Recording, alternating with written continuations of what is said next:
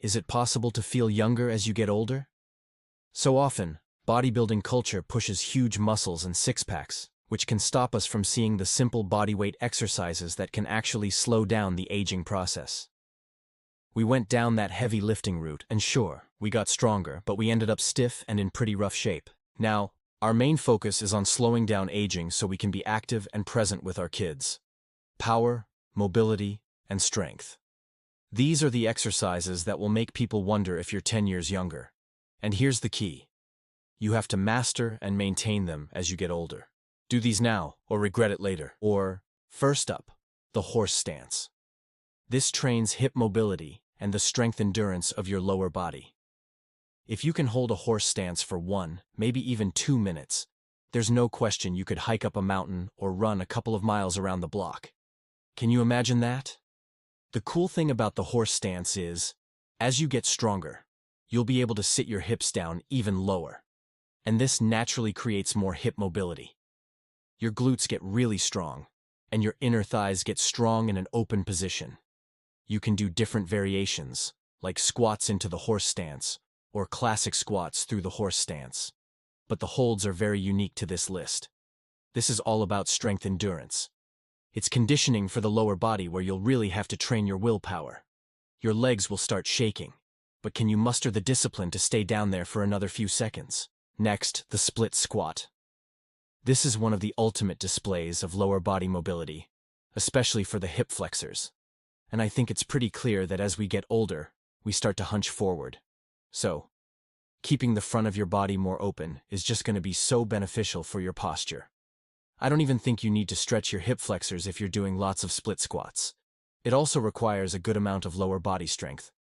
When I'm in my 60s, I don't want to be doing separate strength workouts and mobility workouts. I think condensing everything is great, and the split squat just checks so many of those boxes. Then, there's the push-up. It's probably the simplest and most effective bodyweight strength exercise you can possibly do. I mean, just think about it.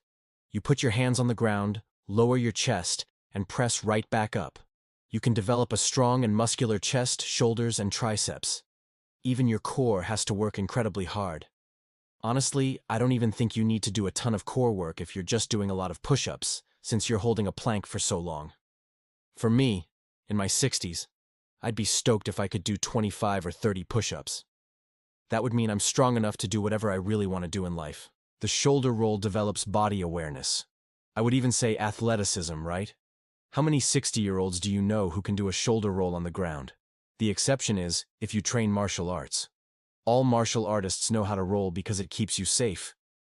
If you can roll on the ground confidently, you'll never be afraid of falling. And most people don't grasp that rolling takes a lot of spine mobility. It takes core strength. Heck, it even takes a good amount of neck mobility. In my eyes, rolling is incredibly underrated. I want to be able to roll forwards, backwards, and even take a roll from standing. And I want to be able to do this for my whole life. The resting squat is such a fundamental human position that, honestly, I believe everyone should be able to do it. It's a great display of lower body mobility. You have to be flexible in your ankles, your knees, your hips, and even your low back. And the great thing is, it's so easy to work on. You don't need any equipment. You just sit down, trying to get your hips towards your heels. If you find it really challenging, just find a little slope with your toes on the lower end. It's going to feel way easier. And now that we have kids, we spend a lot of time in squats near the ground. Honestly, I want to be able to do that with my grandkids. The broad jump is the only one on this list that requires power, which is the ability to generate a lot of force very quickly. And here's the surprising part. Power is the first thing you start to lose as you age. So, a little bit of maintenance here will go such a long way. You don't have to be a track athlete. If you can simply jump your body height and distance, then you have a decent amount of power. And if you can do that, you can likely run fast and play sports. If you're in your 20s, 30s, or even 40s, 1.5 times your height is a really solid goal to work up to. The bridge push-up is quite literally the anti-aging mobility exercise. Think of your grandpa hunched over in his recliner. The bridge position is the exact opposite of that. To do it, you need flexible hip flexors, spine extension, really mobile shoulders, and you've got to have the wrist strength to press yourself up. For men in particular, especially those doing strength training like pull-ups, push-ups, and even bench press, it becomes very hard to develop and maintain this position. So, it's not about becoming a gymnast. You don't have to have this perfect back bridge pose. That's why I particularly like the push-ups, because we use strength. A good goal to start is just to be able to lift your head from the ground. But to master this position, I think getting your head 6 inches off the ground and maintaining that as you age means you're going to have pretty awesome flexibility. The duck walk is the ultimate movement for lower body joint conditioning. I mean, look at what the duck walk is. Your knees have to be able to compress the whole way, your toes have to extend all the way, and you have to support your entire body weight on one leg. Look, if I could duck walk later in my life, I think I can feel confident that my risk of injury from just doing daily tasks or exercises is so small. The Cossack squat is really the easiest way to keep your inner thighs flexible and strong. It's a squat on one leg and a hamstring and groin stretch on the other. The cool thing is, if you get really good at Cossack squats, it means you'll automatically have enough mobility to sit into a deep, resting squat. For me personally, my inner thighs have always been stiffer. But doing Cossack squats has helped me open that range of motion, and I know that's how I can keep it into my older years. Crawling is a fundamental and developmental movement that we've all done before. There's a reason why it's found its way into a lot of physical therapy. There's something about it that's really healing for the body. It's really the only movement that connects the upper body to the lower body in this really natural way, where the opposite arm and leg move together just like walking and sprinting. And I'm always surprised at how strong you actually have to be to do these. Your first few steps might feel easy, but if you do these for more than 10 steps, you're going to feel your whole body getting tired. Pull-ups are the king of bodyweight back development.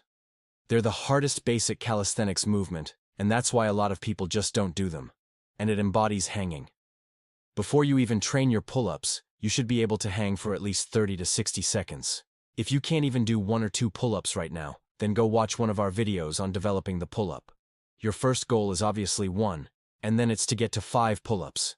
You can do these overhand, underhand, neutral grip, it really doesn't matter. But hold yourself to a standard of a dead hang at the bottom, getting your chin over at the top, and not using your legs to kip yourself up. I want to be able to maintain the ability to do 10 pull-ups when I'm in my 60s. I'm going to check back in with this video every year and let you guys know if I'm maintaining these. We'll see in 20 years, right? How many of these have you mastered? And what would you add to the list? Comment below and let us know. The hardest movements on this list are no doubt the ones like the bridge push-up and Cossack squats that take a lot of mobility. Join our Master Mobility program to be guided towards developing awesome flexibility in your later years. The first link is below. Because I really believe in these 11 movements, I wanted to give you a way to build them into a small workout program for yourself. Let's split them up into 1 mobility-focused day and 1 strength-focused day. You can screenshot this program and save this video. Day 1 is movement and mobility. First, you'll superset crawls and duck walks. Then, you'll superset horse stance and bridge push-ups. You'll finish up with 10 minutes of practicing your shoulder rolls. Day 2 is strength. First, you'll superset push-ups and broad jumps. Then, you'll superset pull-ups and split squats. And you'll finish it up by working on your Cossack squat. I'm a fan of building the resting squat into your lifestyle. So use it for 30 to 60 seconds frequently throughout your day. If you guys want a PDF with this plan, then let us know. If we get enough comments below, we'll send it to you. Thank you for watching. I'll see you in the next video. Please don't forget to subscribe and click the notification bell so you never miss new videos.